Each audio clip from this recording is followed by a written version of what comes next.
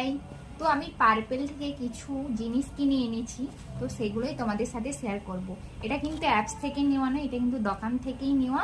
আর এটা বারাসাত থেকে নিয়েছি। চলো দেখাচ্ছি, প্রথমে কি নিয়েছি একটা দেখাচ্ছি। এই যে গুড ভাইবসের অয়েল কন্ট্রোল টোনার।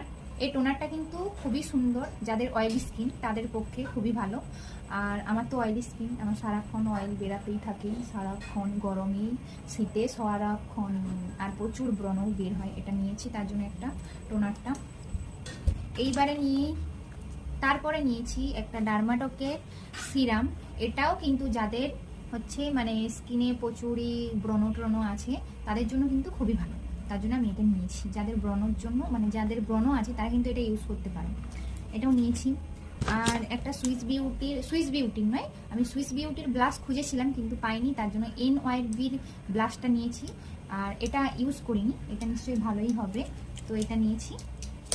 তারপরে এই যে এটা হচ্ছে ডার্মাটকের আন্ডার আই সিরাম নয়, এটা ক্রিম। সিরাম খুঁজেছিলাম কিন্তু সিরাম পাইনি বলে তার জন্য ক্রিমটা নিয়েছি।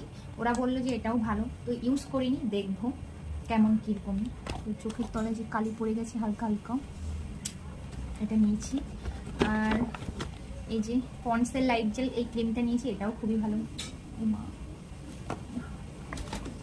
আর এই যে সুইস বিউটির আইশ্যাডো প্যালেট নিয়েছি একটা, এটাও ভালো, এটাও অনেক সুন্দর সুন্দর কালার আছে, এটাও অনেক ভালো, এটা অনেকটা দাম নিয়েছে, এটা নিয়েছি।